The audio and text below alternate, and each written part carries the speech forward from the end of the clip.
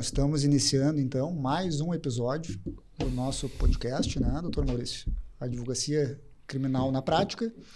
É o nosso segundo episódio e hoje nós estamos recebendo duas pessoas, duas profissionais de alto gabarito e que poderão aí nos dar uma imensa contribuição naquilo que nós nos propusemos para hoje, né, doutor Maurício? Que é trabalhar psicologia e direito, né? Eu passo primeiro fazendo uma breve apresentação aí das nossas convidadas, né? Primeiro agradecendo muito a presença de vocês duas. Começo pela doutora Sara, né? Doutora Sara, passo a leitura do currículo dela, assim, muito extenso. Doutora Sara Reis Putin é doutora em Ciências Criminais pela PUC, né? Orientada pelo professor Fábio Roberto Dávila, que também, por uma coincidência, foi meu orientador na PUC também, no mestrado em Ciências Criminais. A doutora Sara, ela fez estágio doutoral, né, na Universidade de Hamburg, né? Ela é mestra em Psicologia pela PUC, especialista em Ciências Penais pela PUC e especialista em Psicologia Jurídica pelo Conselho Federal de Psicologia. Atualmente, a doutora Sara, ela é professora do curso de Psicologia da Unicinos, em São Leopoldo e Porto Alegre. Sara, é isso? Uhum. E a Sara... qual tu também te graduasse lá, né, Marcelo? Também. E a Sara, ela atua como perita, né? Ela é perita psicóloga, atua como assistente técnica tanto nas áreas cíveis quanto na área criminal. E também é entrevistadora forense, né? Também, então, ela é formada em depoimento especial, tá? Então, esse é o pequeno currículo da doutora Sara. A doutora Priscila também está aqui nos hoje, doutor Maurício. A doutora Priscila, ela é psicóloga, mestranda, né, pela URGS, atualmente, é especialista em avaliação psicológica pela PUC, e ela tem especialização em psicoterapia psicanalítica pela FUM, né, sediada em Porto Alegre, né? Porto Alegre, né? Atualmente também ela atua como assistente técnica e psicóloga clínica. E já atuou também como perita judicial e psicóloga escolar. Feito esse introito, eu só quero dizer o seguinte, antecipar, ambas já atuaram conosco, né, doutor Maurício? Perfeito. Em processos penais, né? Então, nós estamos aqui literalmente entre amigos, né? Então, feita a introdução, formal introdução, né, das nossas convidadas, fica o meu agradecimento muito grande por poder compartilhar essa mesa com vocês hoje, tá? Doutor Maurício, tem algo? Agradecer a presença de vocês duas, né? A Priscila já conhecia, parceira nossa, né, de vários casos criminais aí, como a gente precisa, né, dessas peritas, né, na área da psicologia, como isso tem essas interfaces com o direito, como tem nos auxiliado, né, nos ajudado muito na nossa área, né, criminal, na advocacia criminal. E não tem como, né, ser diferente, né? Se a gente quer fazer uma defesa efetiva, né, em determinados casos, nós precisamos, né, dos profissionais, dos experts, né, em determinadas áreas, né? Então, a gente agradece então, a presença de vocês aí. Deixo a palavra com vocês, se quiserem. Não, acho que só nesse primeiro momento cumprimentar, agradecer o convite, né? Primeira experiência com podcast, então tem uma dinâmica um pouco diferente, mas muito mais fácil entre amigos, né? Entre colegas, então um bate-papo muito bacana aí que a gente pode ter hoje. Muito bom. Agradecer também o convite de vocês, né? Já temos outras parcerias fora das câmeras aí, do áudio das câmeras. E eu e a Sara também, a gente troca muito, né, Sara? Discutimos muitos casos juntas, então estamos realmente entre colegas e amigos aqui hoje. Muito bom. Tá, perfeito. Pessoal, olha só, eu queria começar hoje, temos assim inúmeros assuntos assim que nós mais ou menos pautamos, né, para trabalhar com vocês hoje. Mas o primeiro ponto que eu queria trazer, vamos lá. Nós queríamos trabalhar assim as conexões entre direito e psicologia, tá? Vamos lá, o direito é uma ciência humana, né? Assim como a psicologia também é, e a psicologia acaba impactando a psicologia traz contribuições muito significativas para o direito, tá? E aqui eu jogo no ar alguns pontos. Vamos lá. Testemunho das pessoas, tá? O que impacta o testemunho de uma pessoa num processo criminal, né? Seja uma testemunha, seja uma vítima, seja o próprio acusado. E aqui eu abro o leque, tá?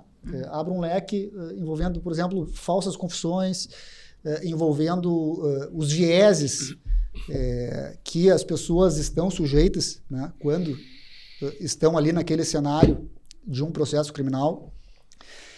Mas eu estendo isso, porque nós sabemos também os contributos da psicologia para os atores próprios, os próprios atores do sistema de justiça criminal. E aqui eu falo de juiz, falo de acusação e falo de defesa, né?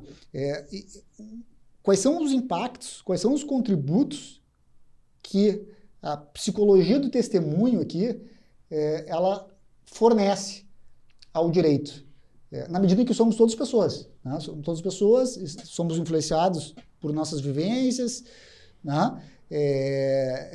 E aspectos da psicologia impactam diretamente no resultado de um processo penal, né?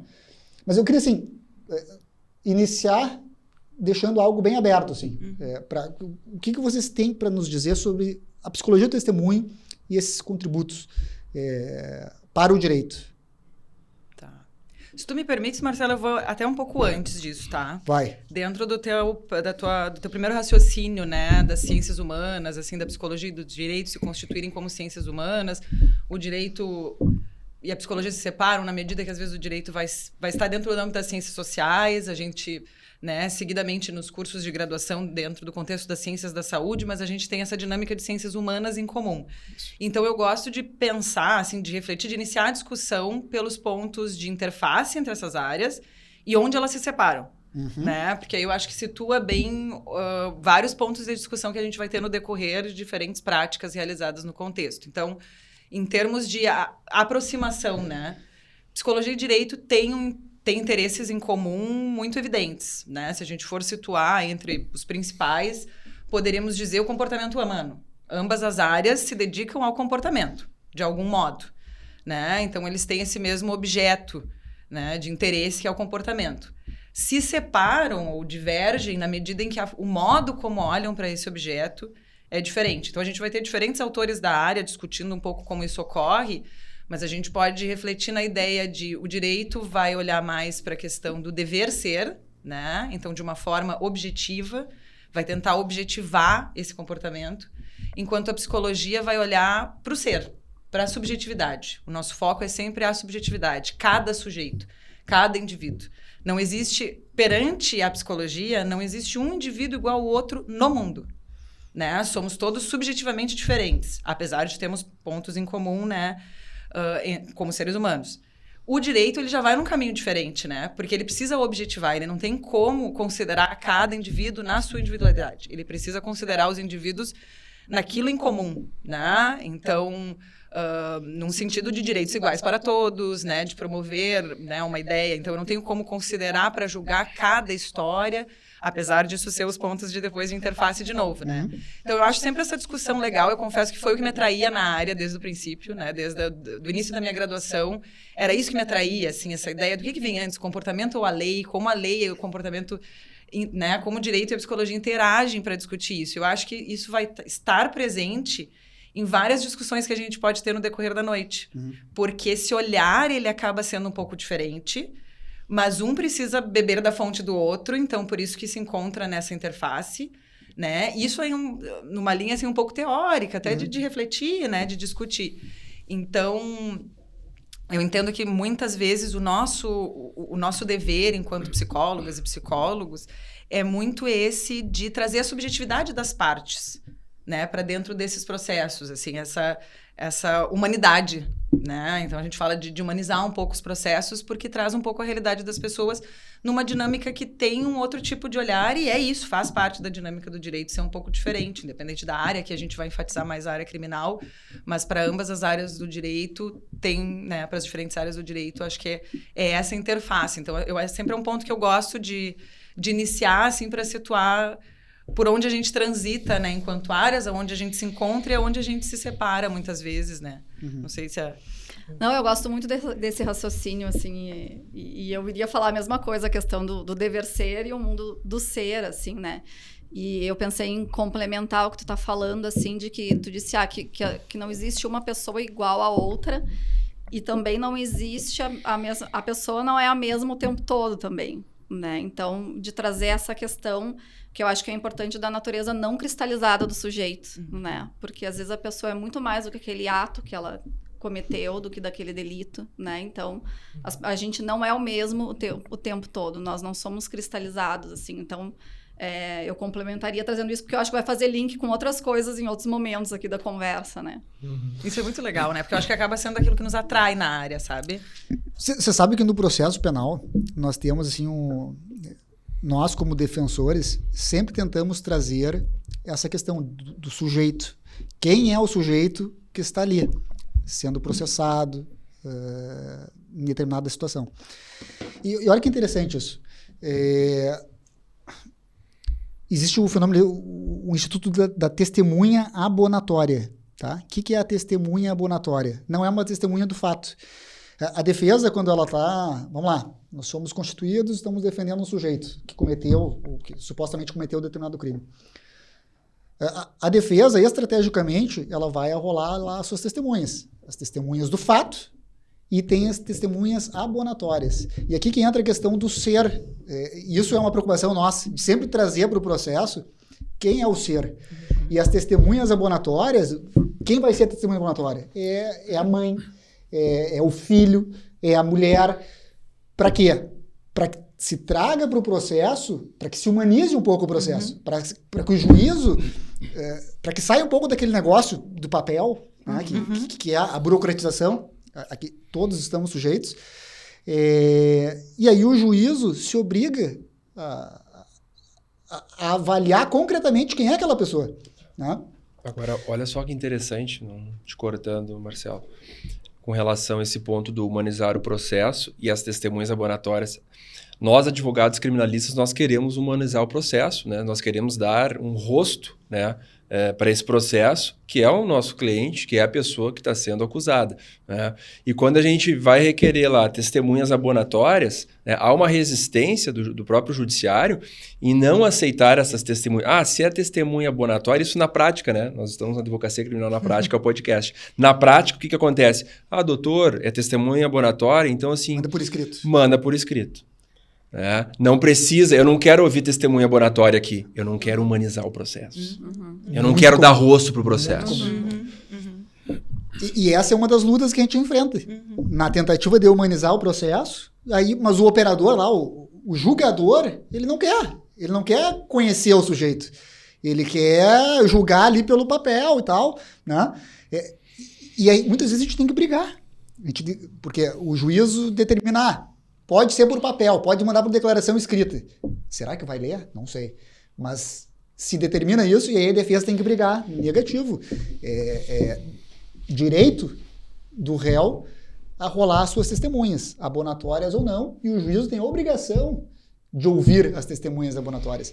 Mas só para vocês entenderem o que a gente enfrenta, assim, concretamente. Dentro desse ponto, só para... Desculpe, doutora Sara, doutora Priscila, o que acontece? Até as sustentações orais, hoje em dia, o judiciário quer que nós encaminhemos elas por vídeo. Né? Então, afastando mais uma vez a presença do advogado, né? A tentativa do advogado de trazer para o processo quem é o réu, quais são as circunstâncias, quem é realmente essa pessoa.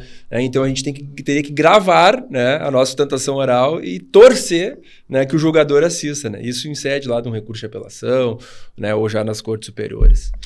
E a gente vai olhar para isso também, né? Não só para o processo em si, mas... o motivo pelo qual o juízo resiste, né? Por quê? Né? Porque aí a gente vai ter processos psíquicos envolvidos nisso, né? Que a gente também pode discutir mais adiante. Então, eu acho que esse é o ponto que aí também vai puxando para a tua pergunta, né? Porque a gente vai ter diferentes áreas dentro dessa área que a gente chama maior de psicologia jurídica, tem nomes diferentes, né? Psicologia forense, quando a gente fala dessa prática mais próxima do processo, enfim. Mas que eu acho que entra nessa discussão, assim, dos contributos, né? Então, quais são os contributos dessa interface entre psicologia e o direito? A gente vai ter tanto contributos teóricos, digamos, a nível de pesquisa, né? Então, de conhecimentos que se produz sobre diferentes fatores. Então, aí tem um rol cada vez maior de temáticas, né? Em termos de, da imparcialidade do juízo, né? Da dinâmica de acusação, da dinâmica de defesa, das provas, dos tipos de prova. Então, a gente vai ter um rol, assim, em termos de pesquisa. E aí a gente vai ter a parte da prática, que é o que talvez a gente vai discutir mais e que é muito relevante porque tem crescido, né? A gente que já atua há um tempo na área, assim, a demanda tem sido cada vez maior e o reconhecimento, especialmente da parte da advocacia, de entender como é relevante essa possibilidade, né, de diferentes tipos de prova. E aqui a gente vai ter essa discussão agora, daqui a 1 ano, 2 ou 3, a gente já vai poder ter outros tipos de prática, porque a gente tem buscado alternativas dentro disso para trazer um pouco mais, né, da realidade das pessoas para dentro dos processos, né? Agora, vou defendendo também um pouquinho o judiciário, né? A gente pode ter colegas e juízes, enfim, né, que vão assistir essa nossa conversa, esse bate-papo. E eles poderiam dizer o seguinte: doutores, doutoras, como que eu vou humanizar o processo se eu tenho uma pauta hoje para a tarde aqui de mais de 20 audiências? Como que eu vou ouvir todas essas testemunhas, todos esses réus, vítimas, enfim, né, se eu tenho lá um período X para cada audiência? Né? Então, gestão do caos. É isso aí. Que é o que acontece nas perícias também, né? Os peritos com excesso de trabalho e que tu vai lá e acaba tendo que fazer uma entrevista com cada um, porque não tem como aprofundar mais, né? Acho que isso é em todos os setores, né? Sim, acaba sendo muito distante do ideal, né? Essa discussão que a gente faz entre ideal e real. Exato. Acaba sendo muito distante daquilo que seria o ideal, né? E esse é um ponto que me intriga, a gestão do caos.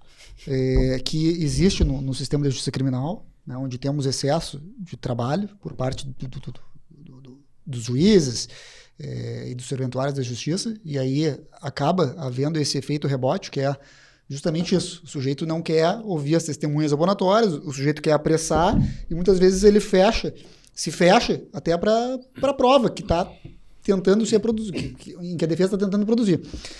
E vocês acabam de relatar isso, que isso ocorre também na área de vocês. Isso me intriga, e eu queria até saber de vocês, porque isso me incomoda. Muitas vezes, vamos para a perícia psicológica. Crianças vítimas de abuso sexual, elas passam por uma perícia psicológica, no IGP, normalmente, né? Uhum. E a gente vai ver, a coisa é feita muitas vezes em 10 minutos, 11 minutos. Isso é adequado, assim? Como que vocês enxergam isso? É porque eu acho que puxa de novo para essa discussão entre aquilo que as pesquisas indicam num sentido de práticas baseadas em evidências, assim, acho que é um ponto de partida importante, né? Aquilo que se propõe como prática, e eu entendo que o judiciário tem esse dever, né? Ele precisa primar por práticas baseadas em evidências, com indicativo científico, então a gente vai ter várias temáticas polêmicas discutidas no contexto jurídico em função disso, de a base daquilo não ter uma base científica muito sólida. Já não vou fugir da pergunta, tá? É mais no sentido de dar uma ideia, assim, vou dar o exemplo de constelação familiar, por exemplo, né? Que tem uma crítica muito ferrenha, porque o judiciário traz isso e a gente não tem base científica, tá? Mas não vou entrar nessa discussão para não fugir, mas para mostrar que, assim, a gente tem a prática da perícia, é uma prática que ela já vem com bons estudos sólidos, profissionais de referência do Brasil e fora, né, em que a gente já conhece boas práticas para avaliações nos contextos, né, de crianças e adolescentes vítimas de violência, mulheres vítimas de violência, entre outros públicos. Mas usando o exemplo que tu falaste de crianças, né, vítimas de violência sexual, física, os diferentes tipos, e as boas práticas, digamos, para a perícia. Então, o que se prima para realizar? E certamente 10 minutos, 20 minutos não se constitui uma perícia. Né? Não se constitui uma prática dentro daquilo que é proposto como perícia psicológica, né? Porque na prática hoje o que a gente acaba vendo é uma forma de entrevista, né, validada cientificamente, porque se usa o protocolo INCHD, que é um protocolo, né, muito bem quisto no âmbito científico, mas acaba sendo muito semelhante ao que é realizado no depoimento especial, porque o depoimento especial também é um protocolo de entrevista forense, né, só numa dinâmica um pouco diferente. Eles têm dinâmicas diferentes, mas acabam sendo 2 entrevistas, sendo que a perícia seria uma ideia mais ampla. Ela se constituiria numa avaliação, a Priscila vai me ajudar aqui, né, numa avaliação psicológica, e a avaliação é um processo complexo, né, de investigação de fenômenos psicológicos, em que abarca diferentes métodos. Então, a gente prima por uma abordagem multimétodos, que se compõe de entrevistas, de testes psicológicos, né, de protocolos de observação, outros tipos de técnicas, documentos. Então, é uma avaliação bastante complexa, assim, que envolve um ponto, por exemplo, que não ocorre hoje, né, envolve obter informações com diferentes fontes, diferentes pessoas, incluindo, indica-se, né, incluir o acusado. Né? Deve-se incluir, é o que se indica, deve-se né? incluir o acusado, assim, né? E se não tiver como incluir, por N fatores, bom, acusado preso, acusado, né, foragido, algum motivo, se justificar. Mas, enfim, ouvir diferentes pessoas, ouvir a professora da escola da criança, ouvir uma babá, vai depender, né, do contexto, da realidade da criança, mas nessa lógica de diferentes métodos para se obter uma visão mais completa possível dessa realidade, né? Então, isso seria muito diferente daquilo que é realizado hoje, né? Isso seria a ideia de uma avaliação psicológica, que é o que se constitui a perícia. Essa avaliação que é realizada ali, que é basicamente uma entrevista, é isso, tem que chamar como entrevista, é uma entrevista, não dá para chamar de perícia, de avaliação, eu acho que é muito pouco, assim, né? Para mim, a grande vantagem dessa entrevista ali naquele momento é porque ela acontece geralmente muito próximo da denúncia. Acho que essa é a grande vantagem dela, assim, para te ouvir a vítima ali logo perto do que aconteceu, né?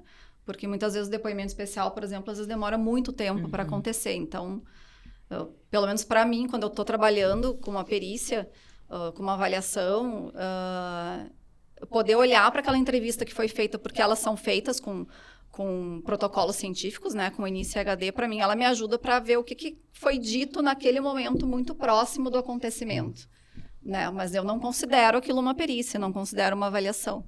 Né? E eu acho que vale mencionar, eu já, enquanto assistente técnica, já tive contato com laudos periciais do IGP, feito por profissionais peritas, com uma avaliação mais abrangente. Né? No sentido de incluir testagem, de incluir, né, esses outros, pelo menos alguns métodos, né? Não dentro daquilo que se considera o ideal, daquilo que se propõe de base científica, mas alguma coisa a mais. Mas isso não é o mais comum, eu muito nunca peguei, difícil. eu ia te dizendo. Eu consigo, assim, lembrar de uma ou duas, assim. Para mim não apareceu. Então, é muito distante daquilo que a gente aprende, estuda como... E também acho que tem um excesso de trabalho ali também, né? De demanda. E aqui não é uma crítica das profissionais, mas é da própria dinâmica, né? Porque aquilo já é o ensinado no curso de formação dos peritos dentro da...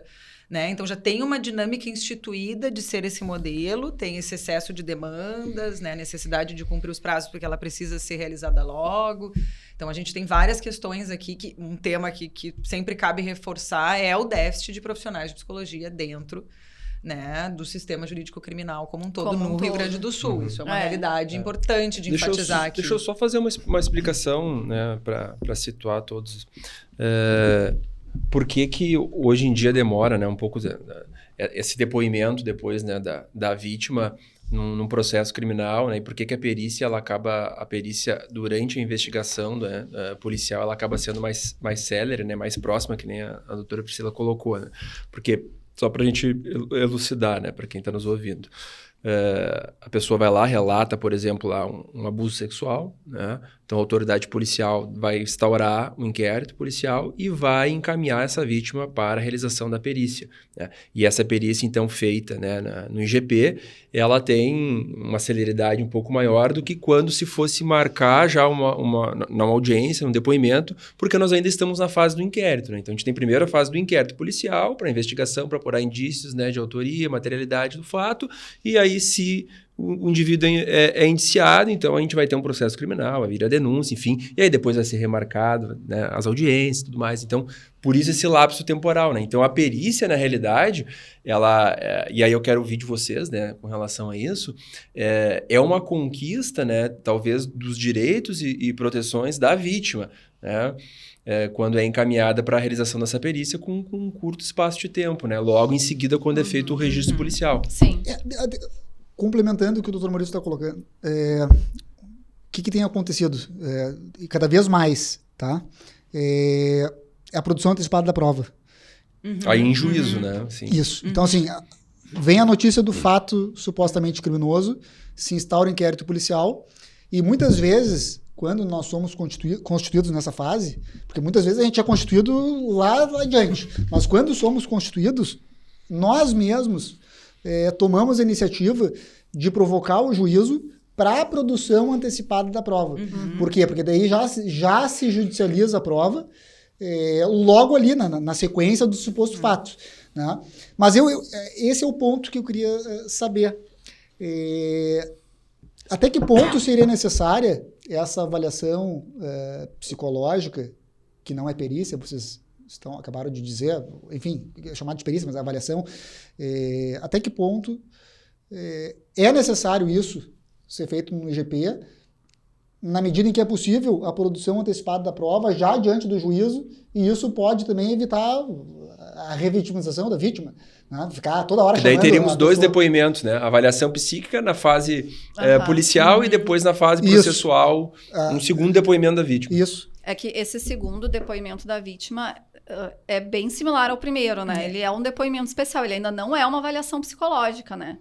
Então, ele é focado no fato, ele é uma entrevista, e tu não ouve as outras pessoas, o contexto de vida, tu não ouve o acusado. Então, eu acho que ele ainda também não é uma avaliação psicológica, ele é uma ferramenta que eu acho que ela tem muito valor dentro do processo, e embora tenha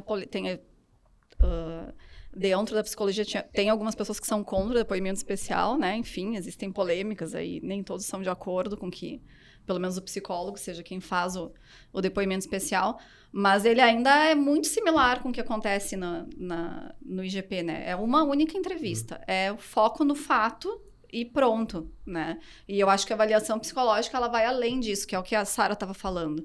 É uma avaliação multimétodo, né? Ela tem outras técnicas ali dentro, ela tem informantes colaterais, a gente usa outros recursos que são diferentes. E, normalmente, os processos ficam mais ali no depoimento especial. São duas coisas muito similares. A diferença é que daí nós temos as perguntas, né? O juiz pode perguntar, o promotor, a defesa. Isso. Né? A gente tem mais o exercício do contraditório da ampla defesa do que no inquérito policial, que nós não teríamos, né? Então, para nós, né? O que o doutor Marcelo quis dizer, né?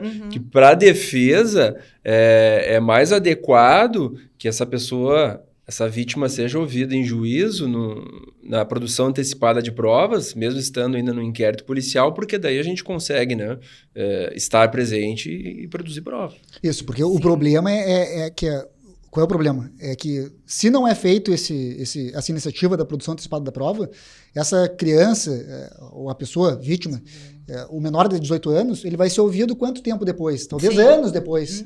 E aí o que se tem no processo é apenas aquela avaliação psicológica que foi feita lá na fase de inquérito policial. Sim. E elas têm dinâmicas muito diferentes, porque apesar de ter essa modalidade próxima em termos de serem protocolos de entrevista, é isso que deixa o depoimento e a avaliação psíquica do IGP hoje próximas. E é legal a gente situar que isso é a realidade do Rio Grande do Sul, né? O IGP do Rio Grande do Sul, porque a gente, né, talvez vai ser outras pessoas de outros estados vão ouvir, e aí tem dinâmicas diferentes dentro de cada estado, né? No Rio Grande do Sul, a gente tem essa dinâmica que eu não acho que não deixa de ser perícia, eu acho que deixa de ser uma avaliação psicológica mais completa, né, dentro daquilo que a gente propõe.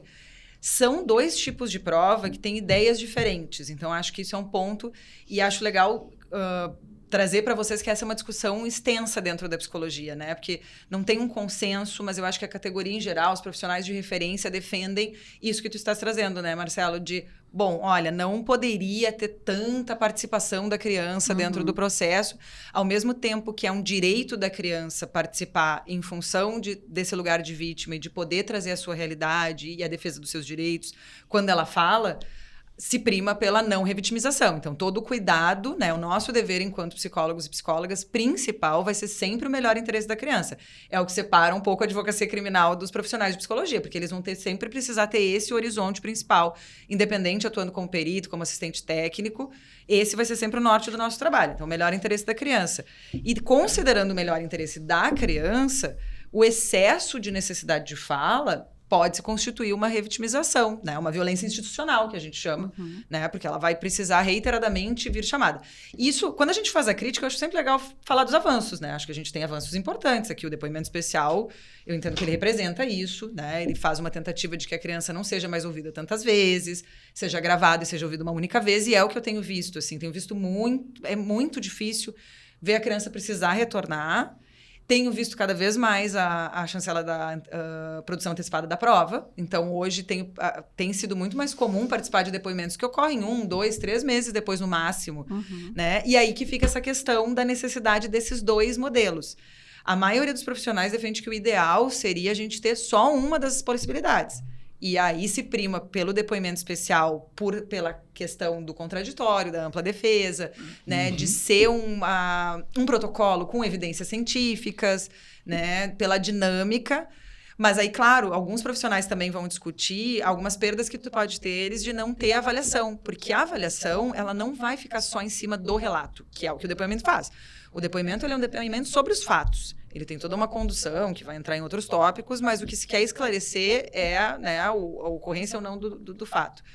A avaliação ela é um pouco mais ampla. Ela vai falar das condições cognitivas, emocionais dessa criança, das dinâmicas, ela vai avaliar o contexto. Estressores de vida. Experiências traumáticas. Então, vai olhar para a história, né, Priscila? E isso, muitas vezes, pode ser muito relevante. Alguns casos, talvez não tanto. Mas outros, isso faz falta muitas vezes, porque, por exemplo, se é uma denúncia de violência dentro do contexto da família, que é a maioria dos casos das violências sexuais contra a criança, né? Bom, entender a dinâmica dessa família vai ser importante. Em qual contexto essa denúncia surgiu? Né? E a avaliação, ela fornece isso. O que o depoimento especial, às vezes, limita um pouco, porque ele é focado no relato do fato. A avaliação, né? Se fosse feita de modo como tem que ser feita, porque não do jeito que é, né? Nessa lógica. Onde se ouve só a criança por 10 minutos e se emite um laudo.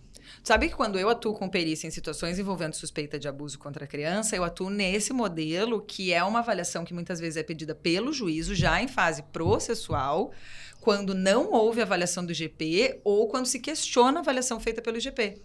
Então, a minha experiência de perícia não é não atuo no IGP, é essa experiência, né? Acho que nós duas, né? A gente tem contato com essa perícia que acontece, então, na fase processual e que agora diminuiu muito em função do depoimento especial. Mas que era antes da lei do depoimento especial, né? A lei é de 2017. Claro, já tinha a prática do depoimento antes da lei, mas ainda muito incipiente. Mas antes se tinha muito mais a prática da perícia, muitas vezes, então, nessa fase processual. Né? E que, às vezes, ainda ocorre, porque é isso. Já teve o depoimento 2, 3 anos atrás, mas ainda está se discutindo algumas questões. O juízo pede a perícia psicológica. Né? Então, nessas situações que aí se prima por essa avaliação de tentar entender todo o contexto. Né? E para a gente ilustrar, né, para os nossos ouvintes, né, olha que interessante, ilustrar o que vai acontecer, né, nesse depoimento especial no fórum. Né? Apesar da criança ou adolescente ter que comparecer num ambiente, às vezes, que é hostil, né? É diferente, não é um ambiente que essa criança ou adolescente está acostumada a frequentar. Não vai ficar na sala de audiências, né? Ou mesmo não deve, né? Não fica na sala de audiências, fica numa outra sala em separado, uma sala preparada, especial, com a presença, né, de uma psicóloga. Né? Em nenhum momento as partes do processo vão fazer perguntas diretas, né, para essa criança. As perguntas vão ser feitas para o psicólogo, então, através, né, de áudio, né, e vídeo que está acontecendo simultaneamente. Então, essa criança vai continuar tendo toda essa proteção que também teria no depoimento. No depoimento não, né? Na perícia, na avaliação psíquica, no âmbito ainda do inquérito policial. Isso é importante a gente esclarecer. Perfeito. E dentro dessa linha, o depoimento especial, ele tem um protocolo a ser seguido. Sim. Né? Uma grande preocupação nossa, aqui do ponto de vista da defesa, existir o sugestionamento. Né? Então, é uma preocupação que eu sempre alerto antes de iniciar a entrevista, o depoimento especial com a criança, a gente já alerta o juiz, doutor, por favor, a gente normalmente pede para falar, inclusive, com a assistente social ou a psicóloga que vai conduzir o depoimento. Para quê? Para já adverti-la de evitar que coloque qualquer palavra que não foi dita pela criança. Porque às vezes vai ao natural, né? Em tese não teria necessidade, né? Porque o protocolo ele tem essa exigência.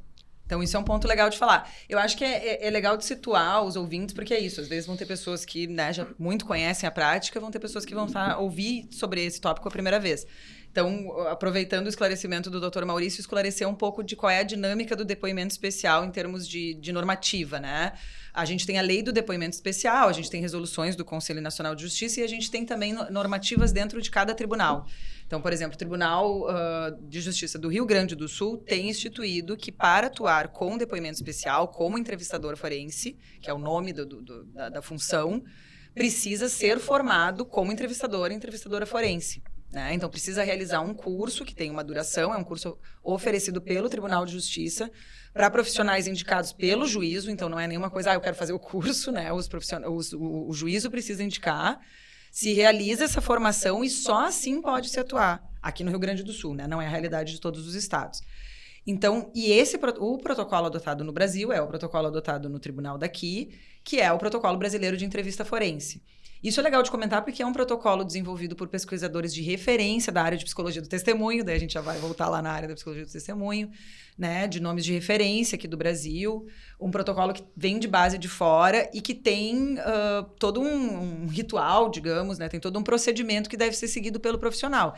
E a não sugestionalidade é a regra básica desse tipo de entrevista, né? Que a gente chama de entrevista forense, assim. Ela é a premissa básica. É possibilitar que a criança traga o relato mais livre possível, né? Quanto mais livre for esse relato, melhor a qualidade dele. Quanto menos eu perguntar, melhor, né? Exatamente. A ideia é que se a criança sentar e falar... Eu já tive caso em que a criança falou meia hora sem eu precisar falar. Uhum. Esse é o cenário ideal. É o melhor. Mas, claro, não é o mais comum.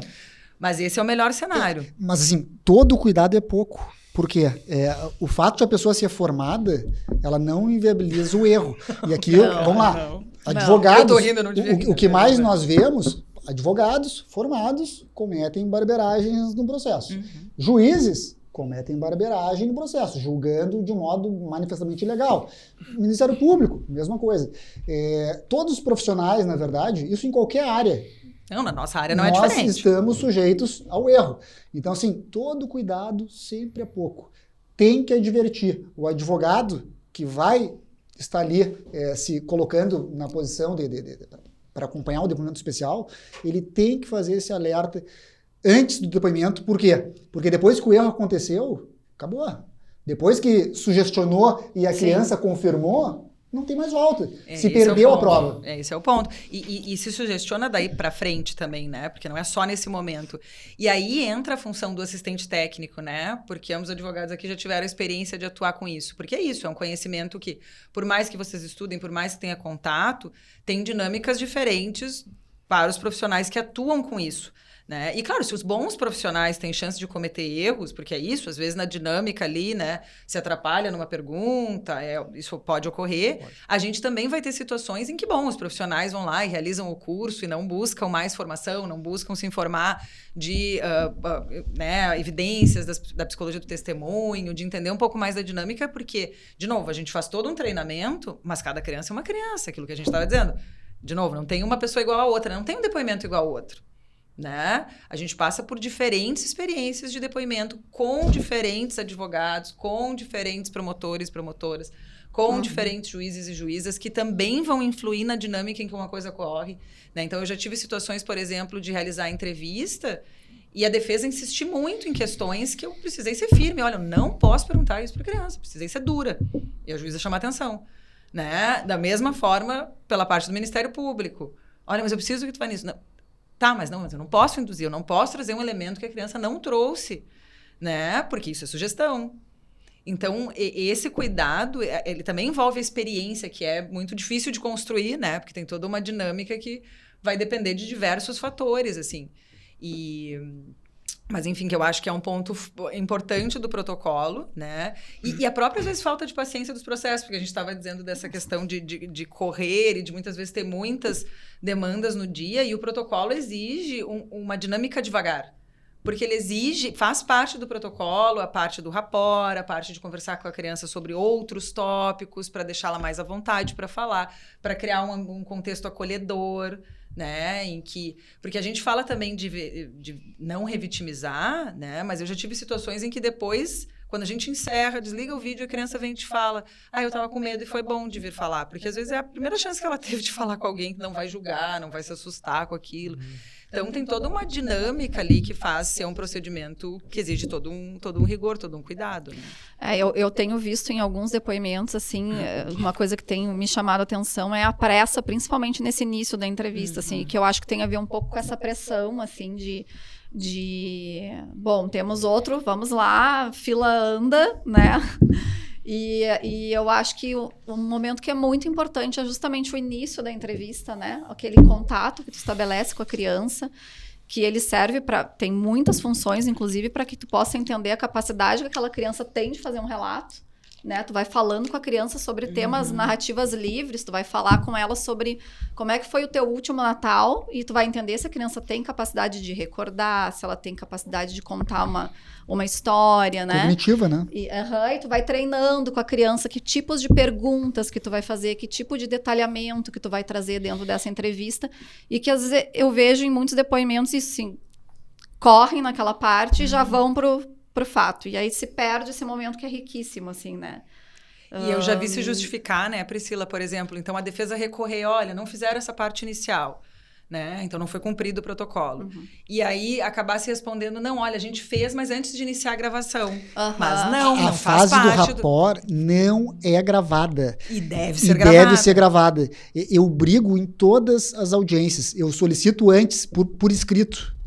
Eu manifesto por escrito dizendo, a defesa postula que a fase do rapport, que a fase da ambientação também seja gravada. Por quê? Porque ali pode haver problemas. Claro. Se tiver problema, pode começar ali o problema. Claro, e porque, primeiro ponto, é regra dos protocolos.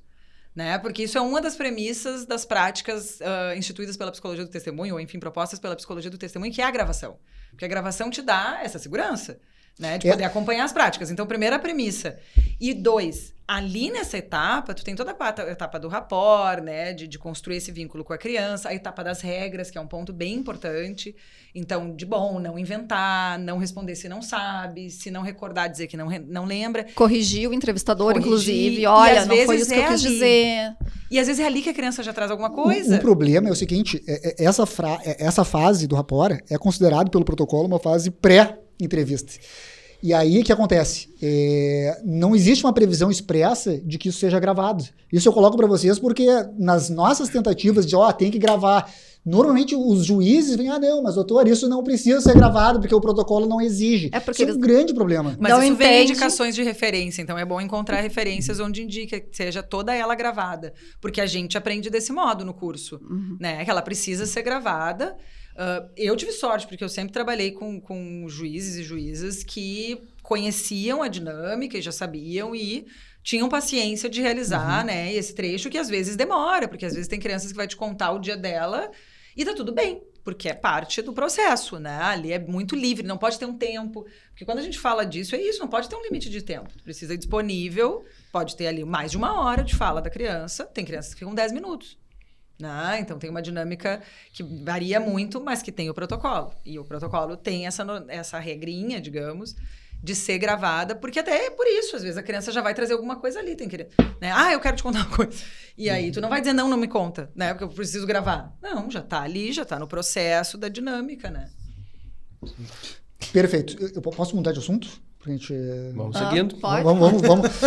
Ocupamos bastante aqui com um momento especial. Empolga, né? Na verdade, todo e qualquer assunto que nós colocarmos na mesa aqui, a gente poderia seguir... Depoimento especial dá para ficar... Eu queria trazer o seguinte assunto para vocês, que são as falsas confissões. Tá? Tem sido noticiado...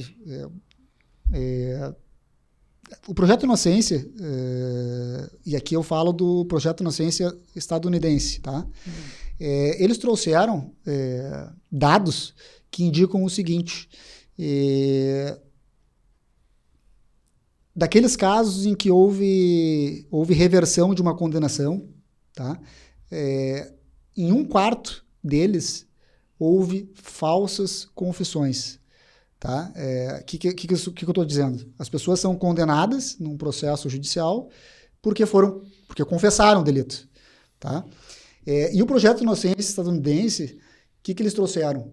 A cada 4 confissões, uma confissão era falsa. E por N fatores, que a gente vai poder trazer aqui para vocês. Eu queria entender, do ponto de vista da psicologia, o que vocês estudam a questão da confissão, esse intercâmbio entre confissão, crime e o comportamento da pessoa? Eu acho que não é digamos que não é uma das temáticas mais trabalhadas, pelo menos aqui no contexto brasileiro, né? Nessa interface, assim, da psicologia com o sistema de justiça criminal, enfim, com a área criminal. O que eu acho difícil de opinar aqui é porque a gente não sabe o contexto dessas falsas confissões, porque a gente tem uma dinâmica lá em que, às vezes, a confissão vai ajudar a pessoa em termos de dinâmica de processo, né? Então, de tempo de pena. Então, teria que ter mais dados, por exemplo, para ver o quanto disso foi estratégico em termos de pena, né? De redução de pena, alguma coisa nessa dinâmica. O quanto tem, e aí sim que aí a gente entra mais para contribuir, que é bom, o quanto a pessoa toma aquilo como realidade, né? Ou o quanto aquilo vai falar de uma falsa memória para essa confissão. Então, aí teria que ter mais dados para trabalhar isso. Mas sim, vão ter pesquisas que vão trabalhar, né? Tanto a questão de falsa confissão, quanto a questão de falsa memória da realidade do fato. Enfim, aí tem várias nuances aqui, né? O sistema americano, que é um sistema onde mais de 90% dos processos, 95% dos processos, eles se resolvem por acordo, né? Então, muitas vezes, a confissão, ela é voluntária, e ainda que seja falsa, ela é voluntária para quê? Para que a pessoa possa obter algum benefício processual. Tá? Esse é um dos fatores de uma confissão.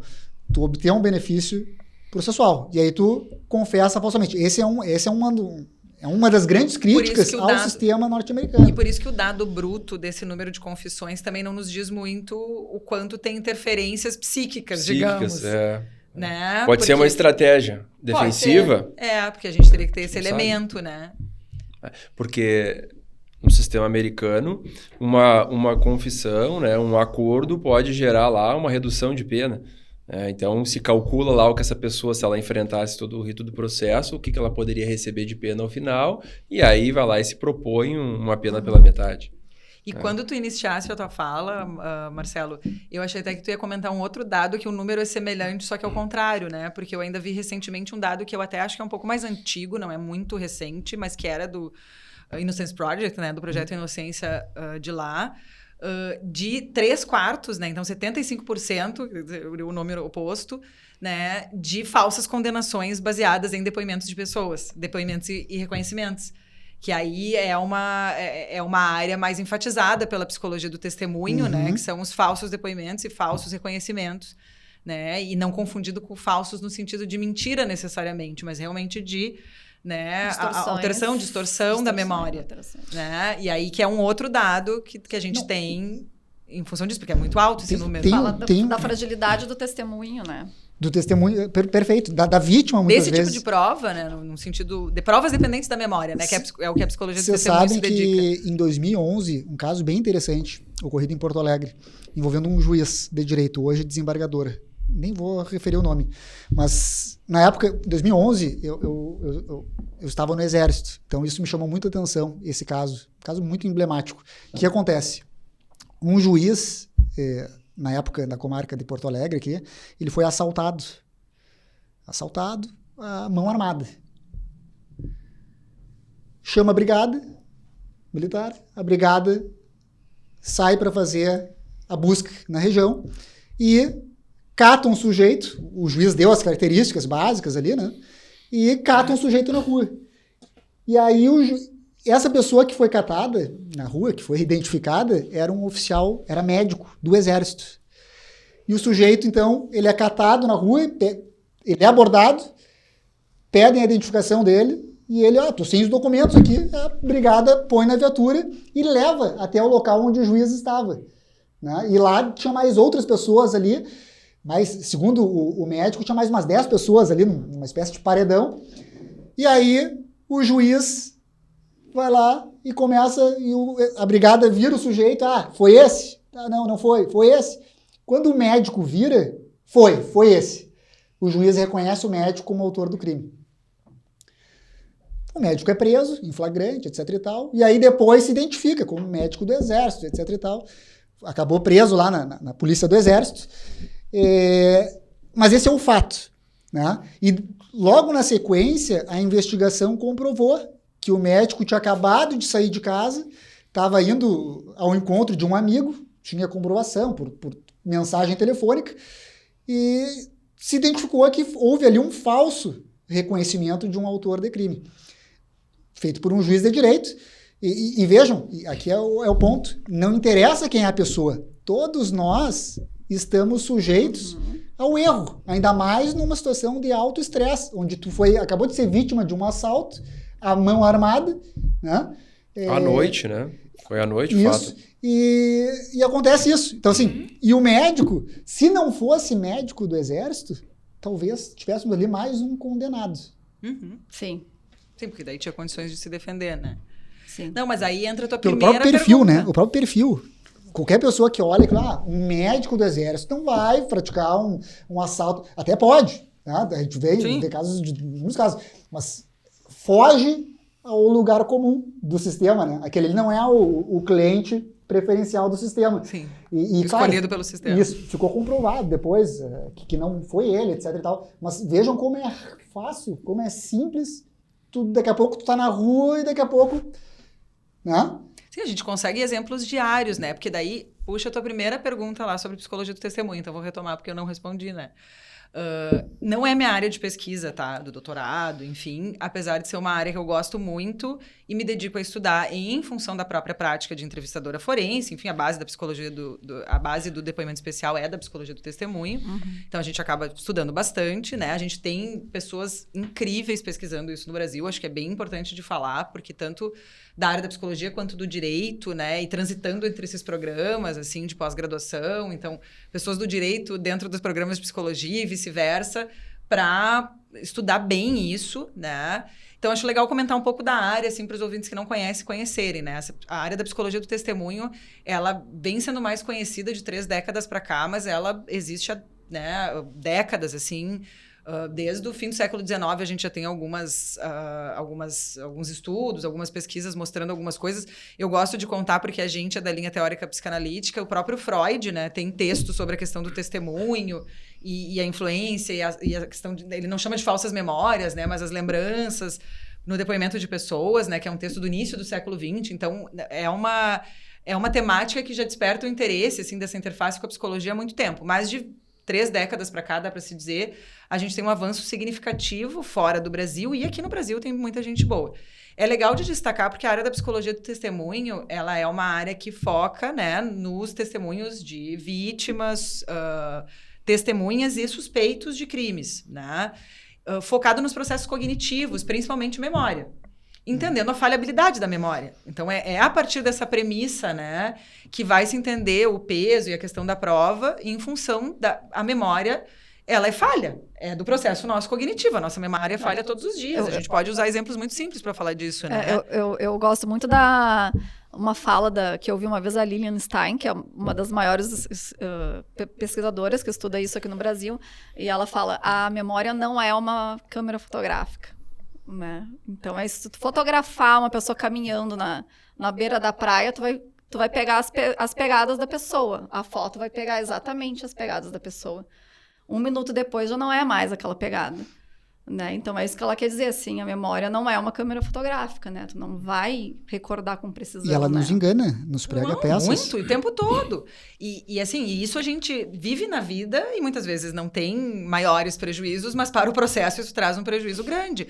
Porque é bem essa dinâmica, não é uma máquina fotográfica, não é uma filmadora, então ela não vai pegar com exatidão os momentos que a gente vive. Então, é muito natural, é do processo que a gente não recorde. A gente consegue fazer exercícios simples para demonstrar isso, muitas vezes em sala de aula. Se eu pedir para vocês o que vocês... qual foi o café da manhã de vocês hoje? Bom, provavelmente todos iremos recordar, conseguir lembrar. Agora, se eu perguntar de 10 dias atrás, vocês também já não... Talvez não recordem nada, talvez não recordem um detalhe. Então, a memória, ela funciona dessa forma dinâmica e, para o processo, ela tem um peso muito grande. Porque a gente tem 2 provas dependentes quase exclusivamente da memória, né? Que é o testemunho e o reconhecimento de pessoas. Então, os dados mostram um índice muito alto, tanto de falsos testemunhos quanto de falsos reconhecimentos. E aí, te respondendo mais diretamente, né, doutor Marcelo, a questão do reconhecimento hoje já tem pesquisas indicando, porque é o que eu gostaria de enfatizar da psicologia do testemunho, né? A sua aplicabilidade prática, esses conhecimentos, é aquilo que eu gosto de pesquisa na prática, né? Ou seja, de pesquisa que traz contribuições para a sociedade como um todo e, no nosso caso aqui, para o sistema de justiça criminal. Então, a área da psicologia do testemunho já tem um conhecimento muito grande de boas práticas, né?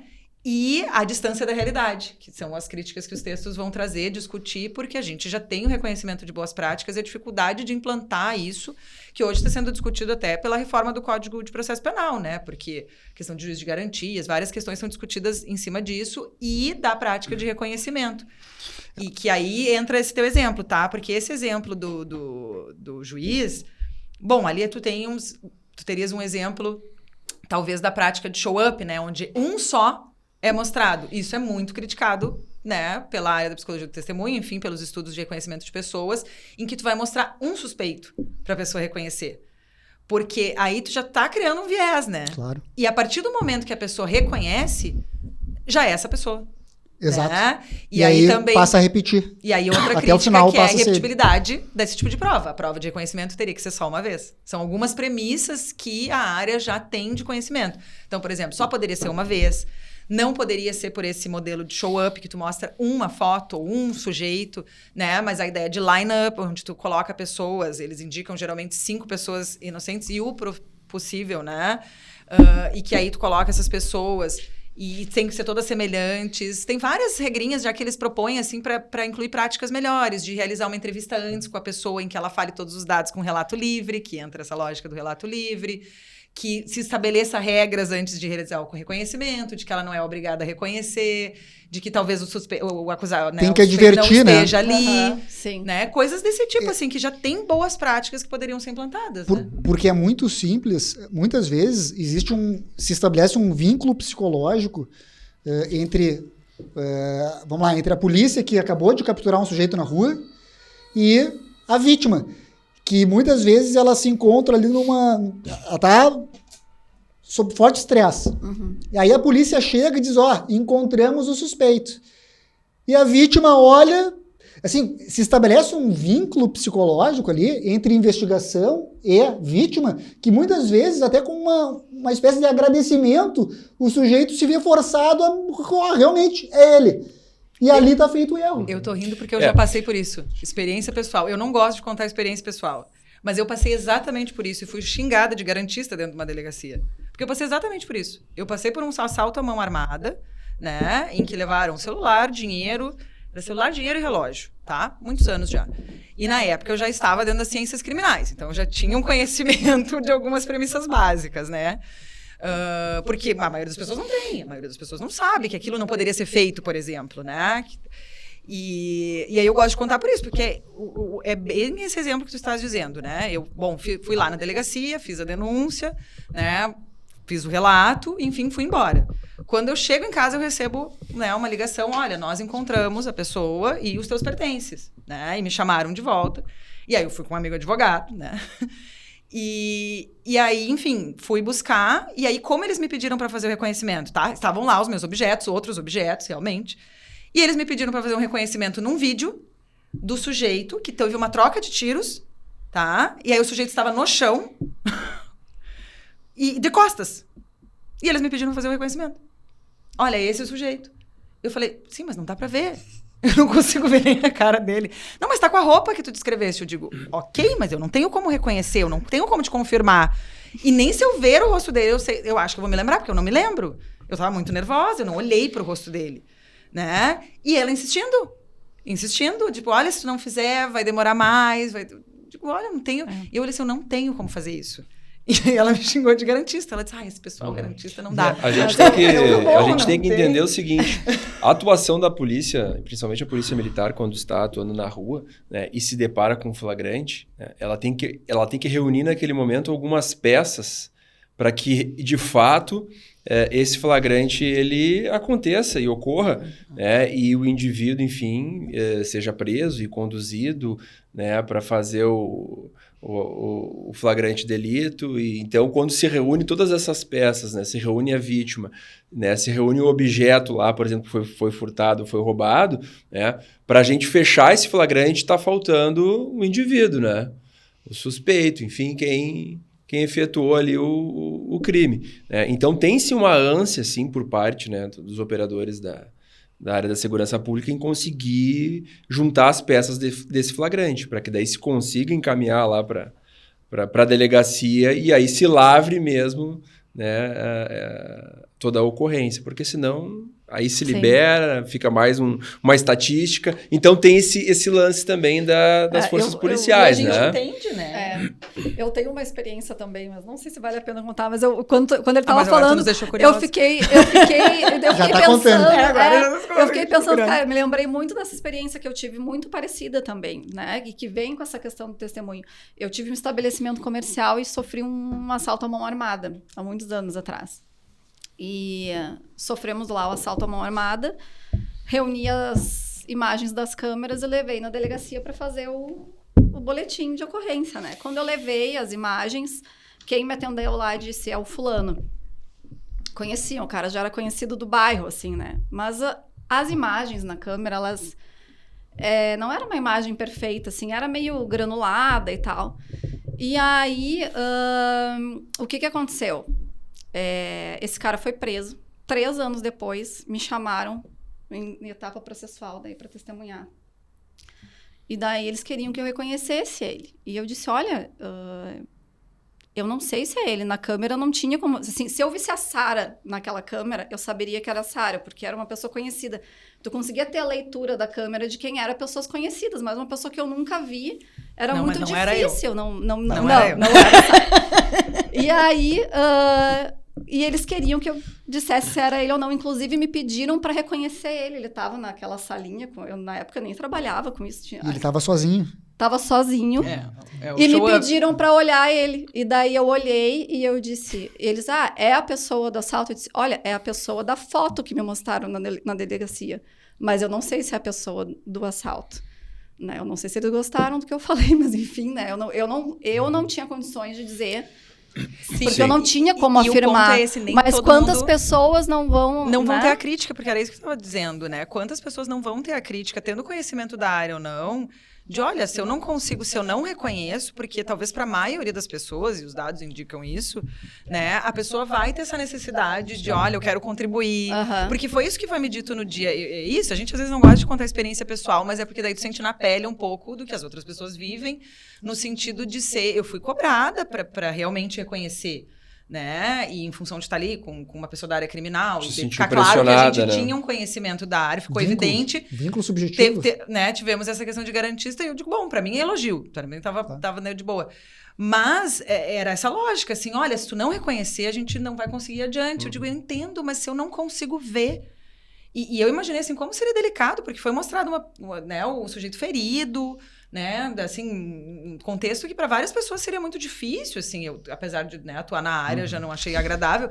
Então, tem essas questões, assim, que para a maioria das pessoas vai se sentir no dever de não é ele, certamente é.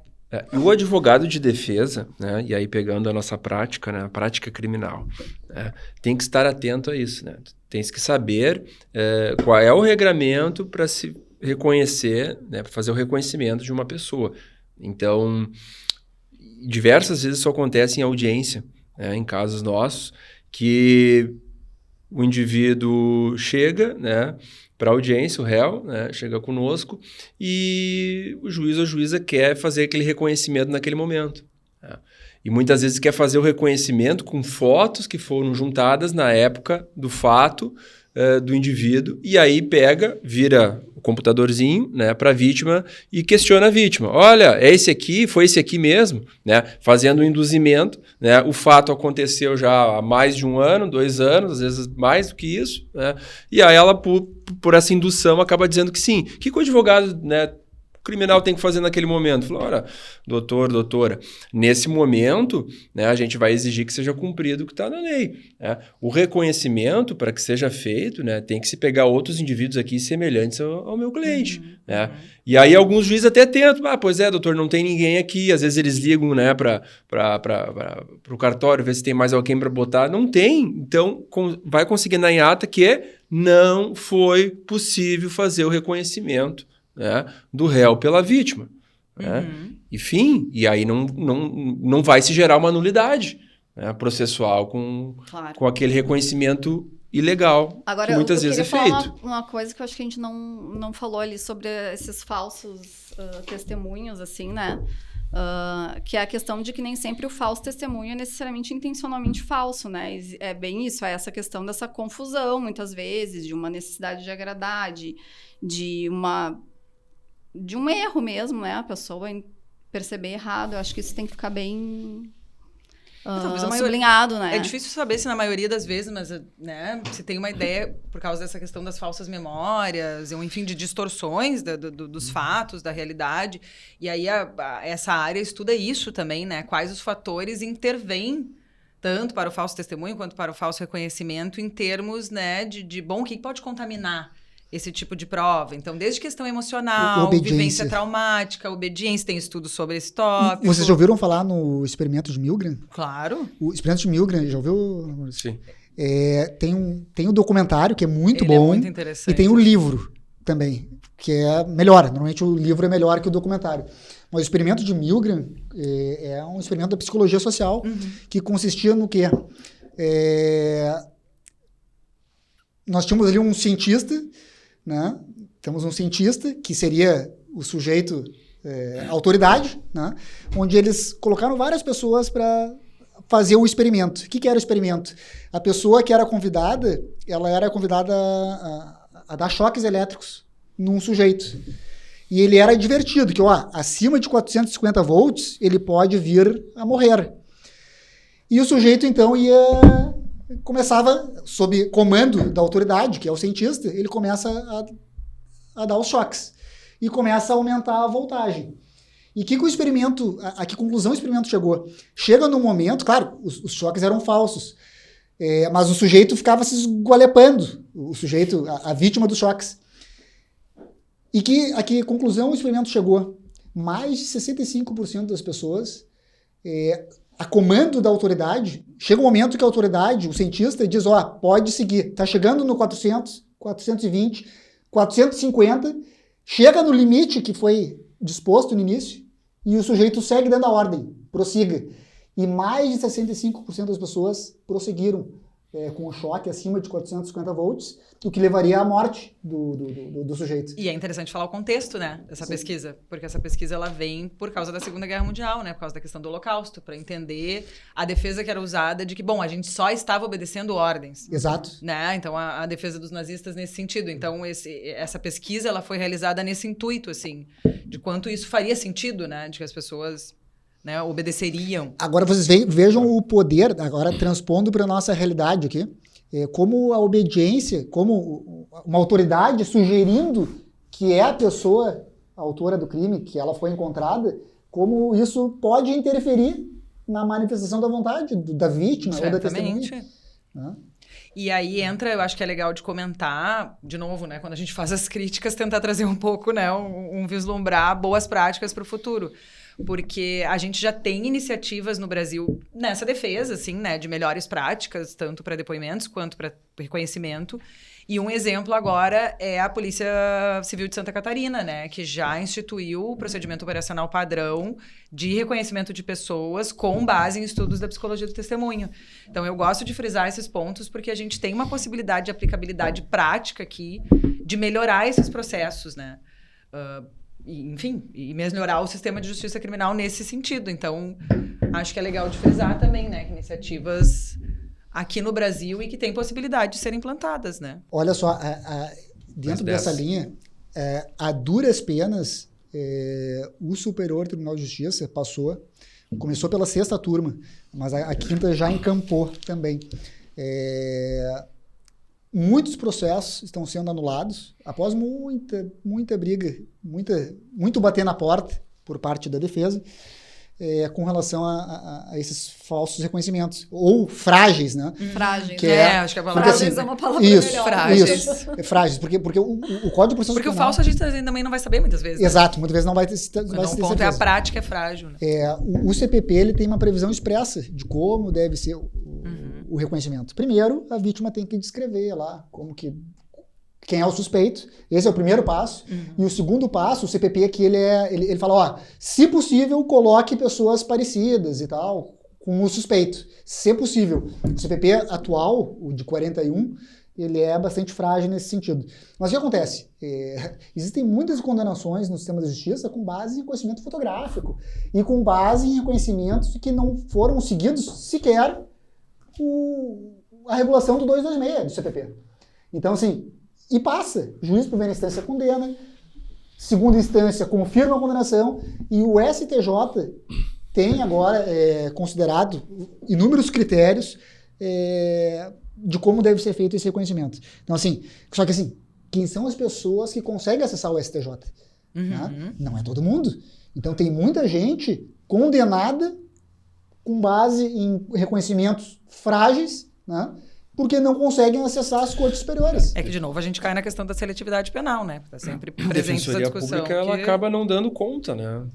Então, ela acaba não atuando muito, né? Fortemente, como deveria também nas cortes superiores. Né? E até a gente, puxando um pouco para a nossa atuação aqui, né? Na função da assistência técnica, né? Que vocês dispõem muitas vezes nessas situações. Porque, por exemplo, não é uma prática muito comum para discutir o reconhecimento, mas poderia, né? Os profissionais, eles podem discutir diferentes provas dentro do processo. A gente acaba tendo mais atuação nas provas periciais, psicológicas e nos depoimentos especiais, nas provas envolvendo crianças e adolescentes, assim, onde a gente é mais chamada. Sim. Mas a gente teria um rol, né, ainda maior, tá? Então, aqui entra uma questão dessa prática de assistência também, né? Porque é isso, a pessoa que vai ter uma defesa privada, que vai poder, né, contratar um profissional, muitas vezes vai dispor também dessa assistência. Coisas que, né, nesses institutos públicos aí tu já tem uma limitação quanto a isso também, né? Só um parênteses.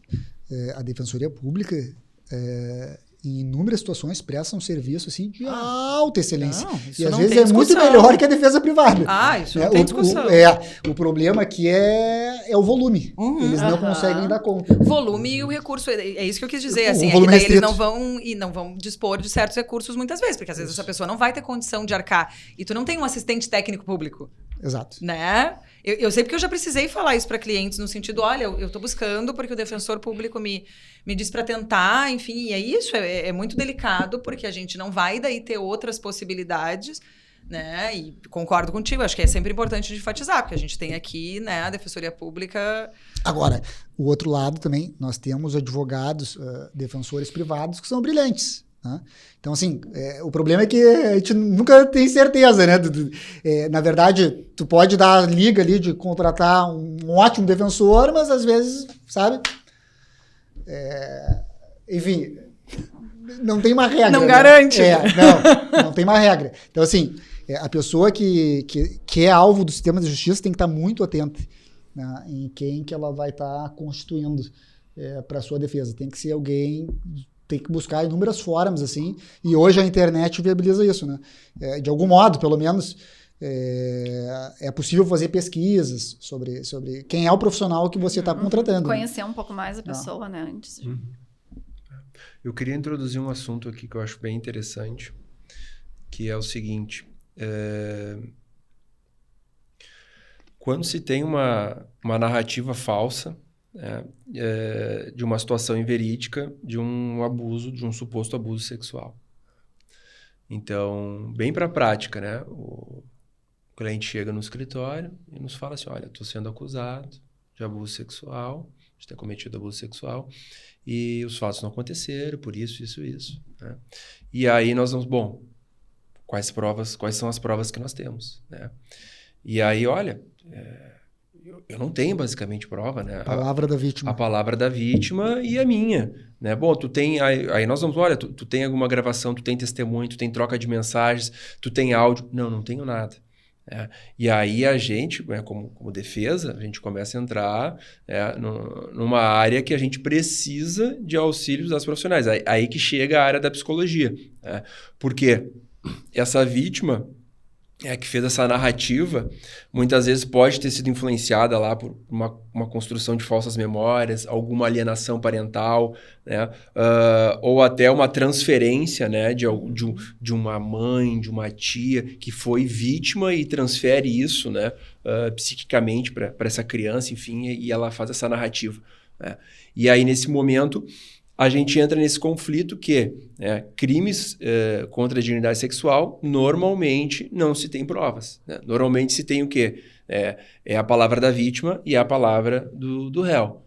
E eles acontecem lá em ambientes fechados, né, entre 4 paredes, e a gente não consegue produzir prova. E aí o que fazer, né? E aí a gente se socorre, né, da atuação da psicologia, né? Desde a avaliação lá daquela avaliação psíquica que foi feita, né, pela perícia, e até depois a construção lá do depoimento especial, para a gente conseguir entender o que está por detrás e o que levou, né, essa criança ou adolescente a construir uma narrativa falsa, né? Maurício, para mim, esse é um dos tópicos mais relevantes para a gente discutir assim, nessa interface aqui, né, entre os profissionais.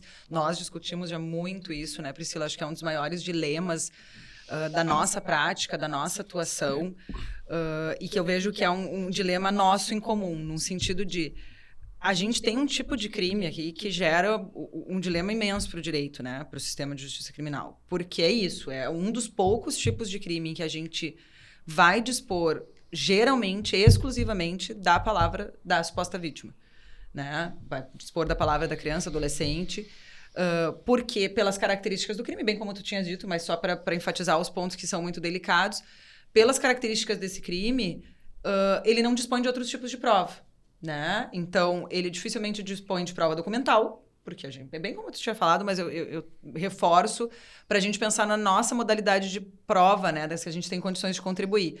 Então, dificilmente dispõe de prova documental, a prova pericial, que seria a prova principal, que é de exame físico, né, então de exame de corpo de delito, também não é conclusiva na maioria das vezes, porque não há marcas, é um tipo de crime que tem uma dinâmica sexual diferente, né, então na maioria das vezes atos libidinosos diferentes da conjunção carnal. Hoje se chama verificação de violência sexual. Isso, né? aqui pelo menos eles dão esse nome, né, verificação de violência sexual, que aí tem a avaliação psíquica, né, porque isso é importante também de falar. Antes a gente falou da perícia do IGP, mas a perícia do IGP não é necessariamente perícia psicológica. Isso. Ela não é uma avaliação psicológica, porque ela pode... A avaliação psicológica é prática exclusiva, isso é legal de comentar, é prática exclusiva do profissional de psicologia. Esse é um dos motivos da perícia do IGP ser diferente daquilo que a gente estava dizendo, porque ela é uma avaliação psíquica, porque pode ser realizada por psicólogo, psicóloga ou psiquiatra. Sim. E isso faz com que ela também não tenha essa dinâmica maior. Tanto assim. que o título que eles dão é avaliação psíquica. Né? Porque não é não avaliação psicológica. Né? Já a verificação sexual, não. O que vai se buscar? Um médico, talvez um ginecologista, né? Vai buscar ali né, vestígios de que houve um abuso, né, sexual ou não. E né? na maioria das vezes não vai ter. E não vai ter. Porque é um tipo de abuso que não deixa esse tipo de marca. E aí se recorre à perícia psicológica, então, que a gente estava dizendo antes, ou a perícia psíquica, em si, essa avaliação psíquica. E a prova testemunhal, que geralmente a gente vai ter só o testemunho da criança, né? E que a gente vai ter o contraditório ali de um testemunho, né, negando, né, aquilo que está sendo dito. Então, tem um dilema muito grande aqui. Eu acho que é importante enfatizar que, em termos de índices, a maioria, né, dos casos são relatos de situações reais, né? Então, isso é uma falácia que a gente escuta circular. Não, tem muito mais casos falsos. Não, é muito difícil, assim. E não entra nem na discussão de criança mentir ou não mentir, porque mentira faz parte da constituição social das pessoas. Não é nem esse ponto da discussão. Mas, realmente, de chegar a vir uma denúncia e da criança conseguir relatar, a maioria das situações são reais. E aí, porque qual é o nosso dilema, né? Porque a gente faz todo um trabalho de proteção da criança e do adolescente. Então, tudo que a gente quer, tudo que a gente deseja, atuando na área criminal, atuando na área de infância e juventude, independente de onde a gente atua, sendo psicólogo ou psicólogo, o nosso intuito sempre vai ser proteger essa criança antes de mais nada. A gente iniciou a nossa atuação com isso, né? Com esse viés sempre muito claro. Mas aí muita gente vai dizer, tá, mas então na dúvida não é melhor proteger? Não, porque às vezes vai ser uma pessoa que está sendo acusada, que é próxima dessa criança, vai deixar de conviver, né? Às vezes é uma pessoa que essa criança ama e ela vai deixar de conviver. Não é tão simples, isso é muito complexo. Fora toda a questão, além de toda a questão óbvia dos direitos humanos desse indivíduo que está sendo acusado, né? Então, a gente tem um dilema ali, porque a gente não vai ter uma prova sem sombra de dúvida, né? E aí, o direito, ele depende disso, né? Então, o sistema de justiça, ele depende de que o Estado, né, prove que esse indivíduo, né, cometeu esse delito, e, ao mesmo tempo, essa prova, ela não vai ter a mesma dinâmica de outras provas, que, olha, eu consigo aqui te demonstrar como isso aqui é, como é. Né? Não. E aí a gente muitas vezes é chamada, que aí entra o nosso dilema na nossa atuação e que a gente vê muitas falhas éticas nesse sentido, porque grande parte das vezes a gente é chamada, olha, eu quero que tu ateste que a criança está mentindo. Ou eu quero que tu me garanta que a criança está dizendo a verdade ou não. E eu tenho que ser firme e dizer, olha, eu não posso fazer isso. Não. Que aí, de novo, a gente volta para a psicologia do testemunho. Não existem evidências científicas para a identificação de mentira. Hoje, os dados, as pesquisas não mostram assim que eu consiga analisar uma fala de uma criança e detectar e atestar, né? Que é mentira, é verdade. Então, eu não posso nem me propor a isso, não é nem o meu intuito. E aí, a gente fica dentro desse limite de avaliar as provas em termos técnicos, né? Sim. Bom, se o depoimento foi conduzido de forma correta. Né? Enfim, eu vou dividir um pouco aqui com a Priscila, que tem bastante experiência com isso também. Ou avaliar todo o contexto que está acontecendo ali, né? Então, é bem isso. Me diz se esse depoimento é verdadeiro. A gente pode avaliar tecnicamente esse depoimento e pode tentar avaliar com base em todos os documentos que a gente tem, porque enquanto assistente técnico a gente só tem basicamente os documentos, enfim, todas as provas que estão ali. Tentar entender todo o contexto que estava acontecendo ali naquela família, enfim, né? A gente acaba partindo para esse lado, né? E às vezes tem dificuldade, né, Priscila? Sim. De entender o contexto, né? Porque é quem que vai te narrar esse contexto, né?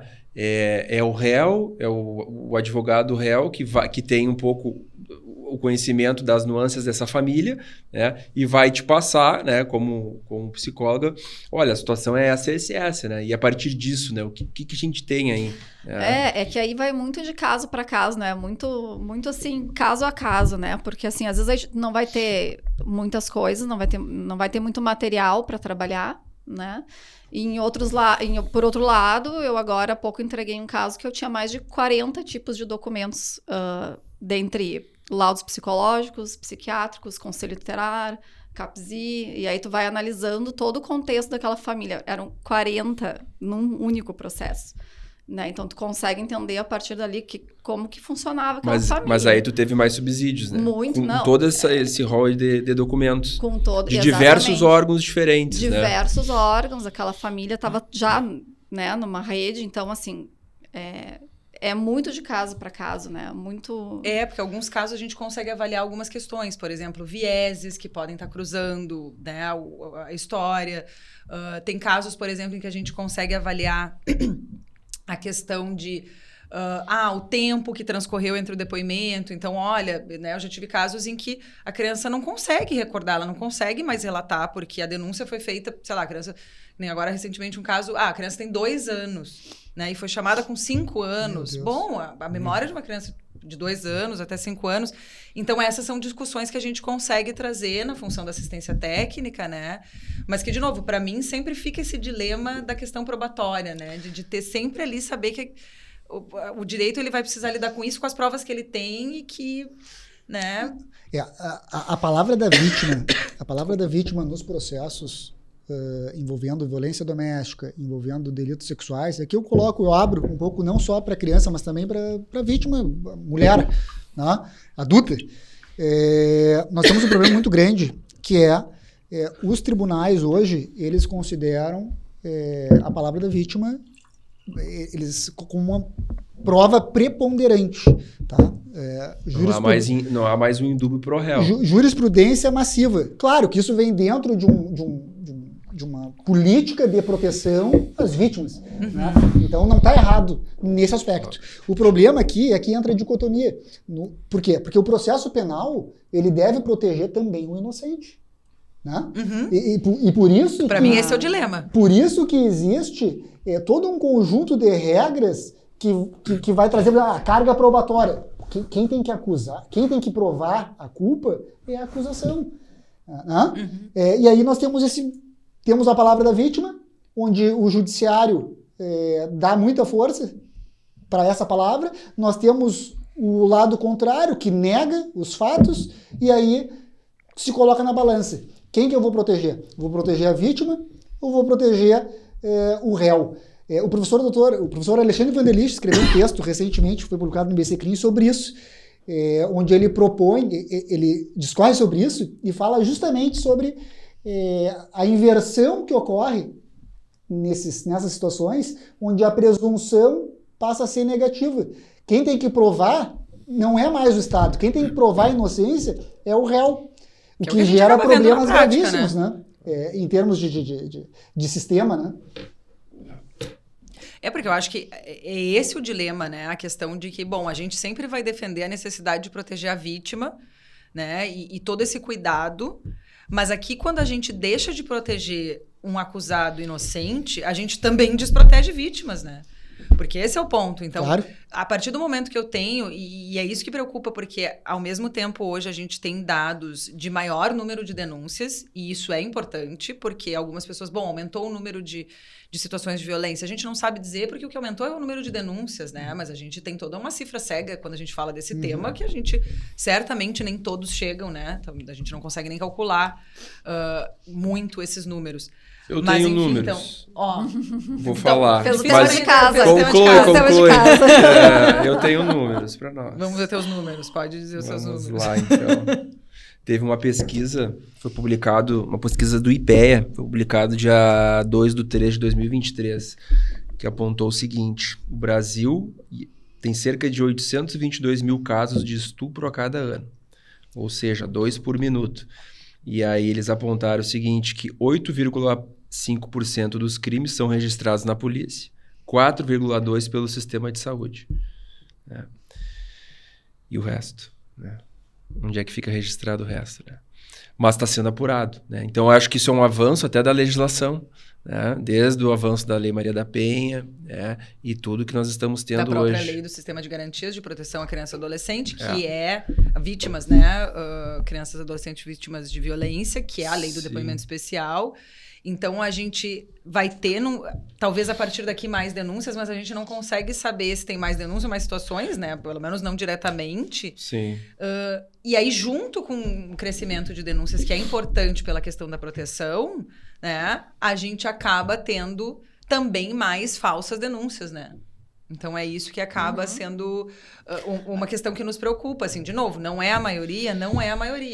Mas quando a gente trabalha com esse tema, a gente também precisa saber... Isso ocorre por diferentes motivos, como a gente estava dizendo. Aí tem diferentes razões. E a vítima né? mulher e na maioria das vezes, era mais desacreditada, né? Sim. Em tempos atrás, né? Uma mulher chegar na delegacia... Não tínhamos delegacias especializadas para mulher. Né? Era atendida por homens. A mulher é destratada. E ainda não tem, na maioria dos locais. Isso é importante falar, né? Porque a gente vai ter, por exemplo, em cidades capitais, cidades maiores, mas a maioria...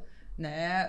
Eu já fui supervisora de um serviço de acolhimento a mulheres em situação de violência em delegacia e muito recentemente, e é muito triste de ver como triste e indignante, enfim, dá para usar vários adjetivos aqui para trazer de como se recebe isso e daquilo que a gente ouvia muitas vezes ser dito para essas mulheres, né, quando vinham denunciar. Então, tanto que tem toda uma parte de defesa da própria prática do depoimento especial também para outros públicos, né? Então, mulheres em situação de violência, né, violência de gênero, ser um tema também, porque isso é uma coisa que eu vou aproveitar o gancho de falar. Essa modalidade de depoimento especial, se defende talvez poderia ser usada para todo tipo de testemunho, né?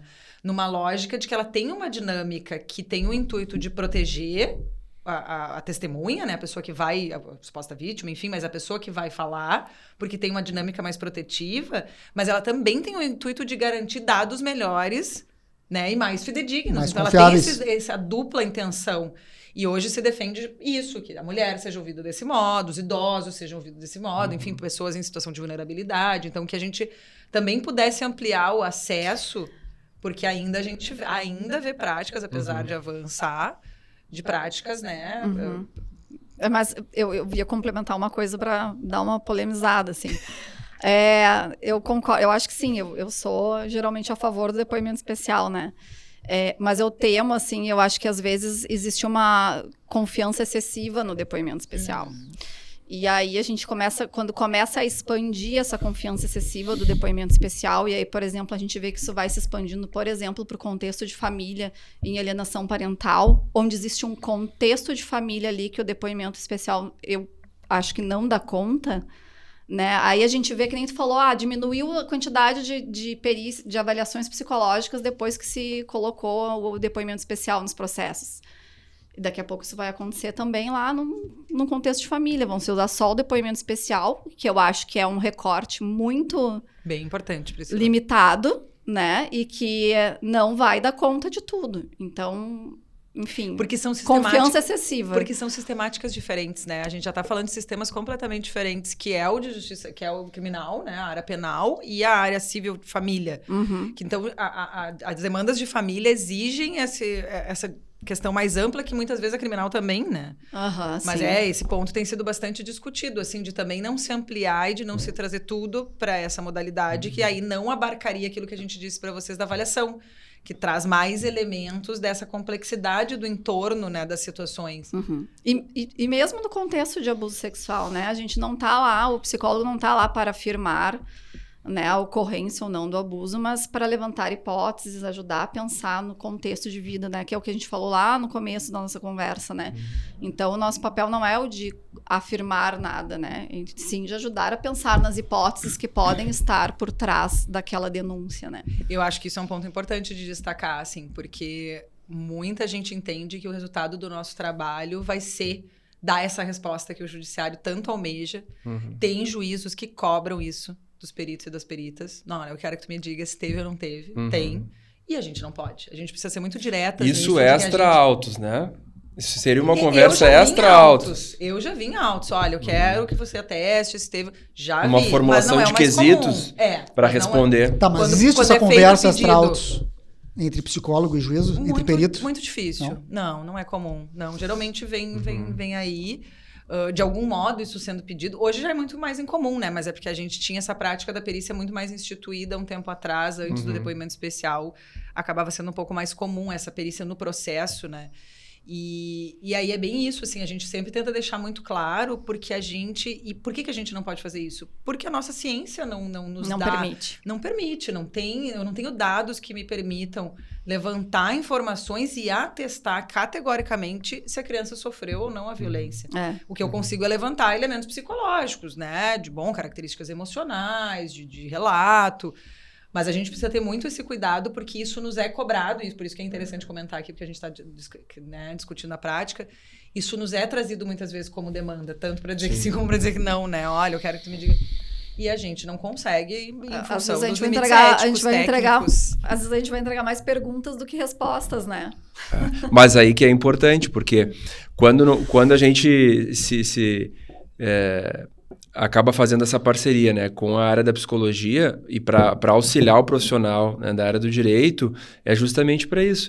Como é importante, às vezes, nós não vamos ter aquele olhar técnico, né, que vocês, profissionais da área da psicologia, vão ter. Então, até a formulação de perguntas, às vezes, de quesitos, né, ou perguntas para uma instrução, perguntas que vão ser feitas, enfim, para a vítima, até para o réu e testemunhas, enfim, sendo elaboradas em conjunto, pensadas em conjunto com o profissional da área da psicologia, né, e com o advogado que está atuando no caso. Isso é muito importante, é muito rico, né? Então, é uma defesa que se faz de forma colaborativa com a ajuda de profissionais, né, de alto gabarito. Então, é sensacional. Acho que esse é o intuito dessa prática. Posso ler um poeminha que eu me deparei essa semana do Drummond? Eu acho que tem tudo a ver com o nosso tema, tá? É assim, ó. A Porta da Verdade, não sei se vocês já conhecem, né? Mas enfim, eu achei ele maravilhoso. A Porta da Verdade estava aberta, mas só deixava passar meia pessoa de cada vez. Assim, não era possível atingir toda a verdade, porque a meia pessoa que entrava só trazia o perfil de meia verdade. E a sua segunda metade voltava igualmente com meios perfis. E os meio perfis não coincidiam. Arrebentaram a porta, derrubaram a porta, chegaram ao lugar luminoso, onde a verdade esplendia seus fogos. Era dividida em metades diferentes uma da outra. Chegou-se a discutir qual a metade mais bela. Nenhuma das duas era totalmente bela, e carecia optar. Cada um optou conforme seu capricho, sua ilusão, sua miopia. Perfeito. Dentro dessa linha, desse depoimento, eu queria introduzir um tema que é a dissonância cognitiva, que vem dentro desse... aqui eu quero antecipar. A dissonância cognitiva é um dos processos que são estudados em relação à tomada de decisão. Uhum. Tá? Existem vários. Mas dentro dessa linha das muitas verdades que podem surgir em determinada situação, eu queria conversar com você sobre o seguinte... o fenômeno da dissonância cognitiva. E aí eu queria até ouvir de vocês, tá? O que vocês têm a respeito, em termos como que a psicologia se comporta. Né? Cada vez mais se fala na dissonância cognitiva, né? No processo penal, na tomada de decisão do juiz. E o que é a dissonância cognitiva? O sujeito tem a fé, ato de fé, o sujeito já tem uma crença pré-estabelecida, né? Sobre determinada situação, sobre determinado caso penal, e vem o ruído. Por isso a dissonância. A dissonância é o ruído, que se choca contra aquilo que ela acredita. E o que a dissonância cognitiva leva ao tomador de decisão? O sujeito começa a negar aquilo que está vindo, começa a negar o ruído. Ele despreza o ruído, porque ele quer seguir firme, abraçado ao seu ato de fé. No processo penal, traduzindo isso para o processo penal, nós temos lá um juiz que já teve acesso a uma investigação policial, ele já tem uma tomada de decisão pré-estabelecida e ele quer confirmar judicialmente aquilo. E aí vem a defesa, trazendo o ruído. E o sujeito, só que o sujeito já está comprometido com a hipótese acusatória. E aí ele começa a desprezar. A defesa traz o ruído, o sujeito despreza. E aí entra a questão da meia-verdade que o Drummond trouxe. Qual é a verdade, afinal, né? Eu queria trazer para vocês como que a psicologia trata a dissonância cognitiva ou outros processos de tomada de decisão. E aqui focado assim seja no judiciário, seja a tomada de decisão do psicólogo, que também tem que tomar uma decisão quando ele está emitindo um laudo, né? Acaba sendo uma questão discutida também. Eu acho que a questão da temática da verdade no direito penal, no processo, é uma temática sempre muito relevante, né? Sempre discutida, assim, a própria ideia de verdade, né? Verdade real, verdade possível, enfim. Eu acho que é interessante falar... O primeiro contato que eu tive com a teoria da dissonância cognitiva foi dentro do direito. Não sei se tu tiveste dentro da psicologia, mas ela ela não transita muito. E eu falei isso pro querido amigo Ruiz, quando ele, né, fez a pesquisa dele. Olha, eu não conheço a teoria, porque dentro da área a gente acaba não tendo muito contato, assim, não seria, pelo menos dentro... É porque aqui nós somos duas pessoas da linha teórica psicanalítica também, e ela transita mais entre a psicologia social, a teoria da dissonância cognitiva, que é uma área que eu gosto, da psicologia social, e da psicologia cognitiva comportamental. Então, o contato que eu terminei tendo foi sempre de artigos e da área do direito, né? Discutindo a questão da dissonância cognitiva, como tu muito bem explicaste o conceito, principalmente para discutir questões como o juiz de garantias, né? Porque vai discutir esse ponto de, olha, a gente vai ter aqui a mesma pessoa na fase pré-processual e processual, que é o modelo que é hoje, né? Que já se contaminou, em tese. E que já não vai mais conseguir desconstruir certas coisas, porque a mente vai fazer um processo de refutar aquilo que é diferente, porque é uma defesa que a nossa mente faz, né? Então, a dissonância cognitiva vai nessa linha. A gente consegue compreender isso a partir de diferentes vieses também dentro da própria psicologia. Então, vai ter gente discutindo de um modo semelhante a essa dinâmica, a questão da imparcialidade do juiz, a partir da questão psicanalítica, por exemplo, né? Da ideia do inconsciente, do quanto a nossa vivência, o nosso ser constitui a forma como a gente enxerga os fenômenos, e isso vai estar presente, por exemplo, no julgamento do juiz, da juíza, mesmo que se tenha, né, essa tentativa de imparcialidade. A gente sempre é um ser, né, cruzado pela nossa subjetividade, enfim, ela sempre nos atravessa, né? Claro, a dissonância vai discutir mais, não tanto só isso, só a questão das crenças e dessa dinâmica entre crenças e atitudes, mas as defesas que o sujeito faz, então, contra aquilo que tiraria ele, né? E que, do conforto. Do conforto, dessa dinâmica. É confortável para o sujeito manter a crença em pé. A despeito, ele vai trabalhar a partir mais dessa ideia de defesa. A despeito daquilo que... Mas a gente pode pensar isso também a partir dos mecanismos de defesa freudianos. Né? Daria para se pensar a partir... Mas, né, acabaram trazendo, assim, essas pesquisas, assim, da psicologia social, né, da ideia da dissonância cognitiva, para discutir isso, efeito primazia, enfim, mas a gente consegue avaliar isso e entender essa subjetividade que faz parte, né? Quer falar alguma coisa sobre isso?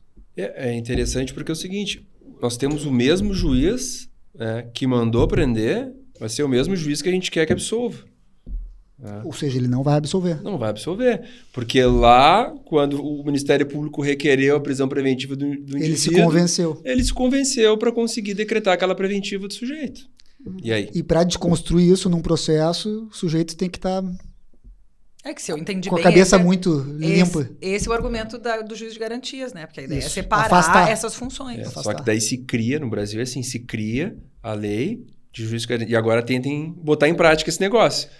Né? E aí o judiciário disse, não vai dar, né? Não tem como. É muito semelhante com as audiências de custódia, né? Quando entraram, né? E aí foi tudo, e como é que nós vamos fazer e tudo mais. Então, até Porto Alegre, no GESP, funciona bem, né?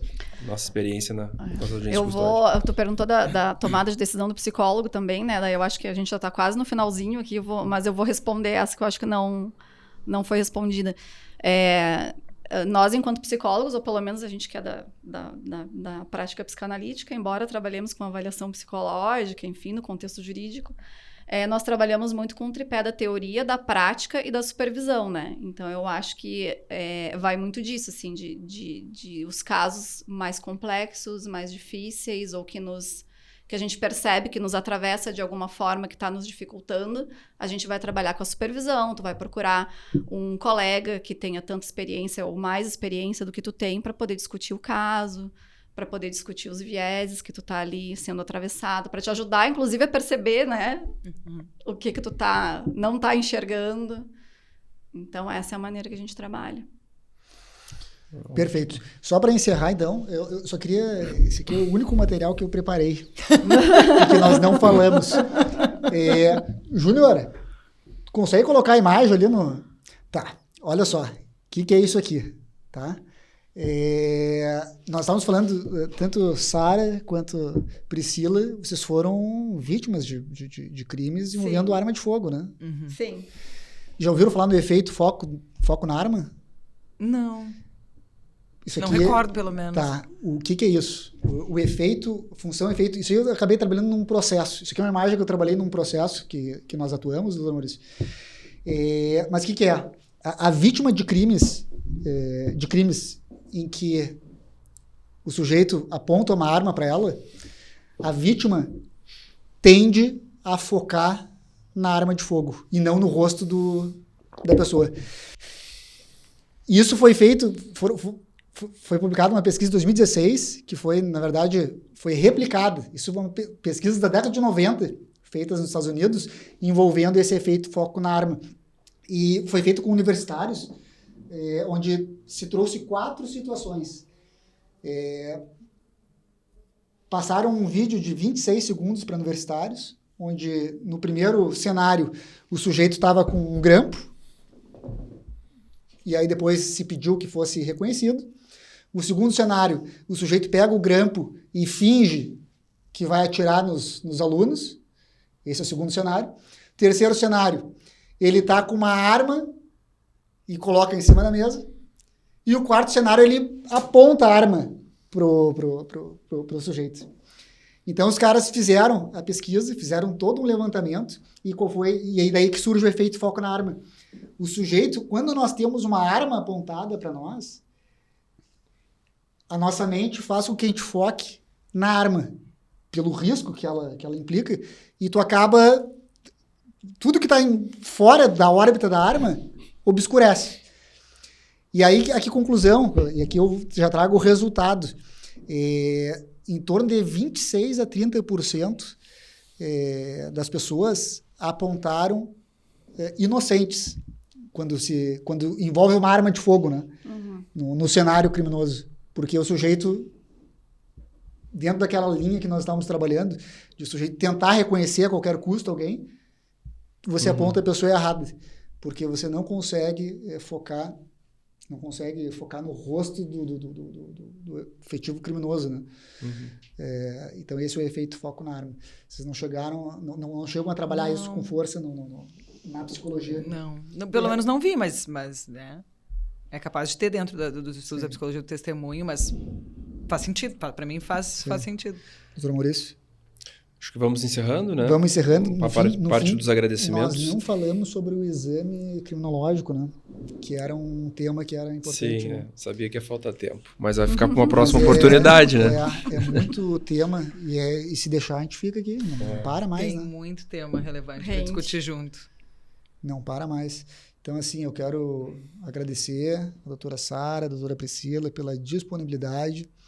E mais do que isso, pela riqueza dos assuntos, por nos passar muitos contributos a respeito da área de vocês, da psicologia, e reforçar aqui a importância, né, do perito, do assistente técnico para a advocacia. Né? Não vá, e aqui a gente passa para os advogados, né, doutor Maurício? O advogado não pode ir desarmado para a guerra processual. O processo é uma guerra e é fundamental nós estarmos acompanhados de profissionais que nos auxiliem na defesa. Né? Então, assim, muito obrigado para vocês. Foi realmente enriquecedora a noite. Né? Doutor Maurício? Não, já...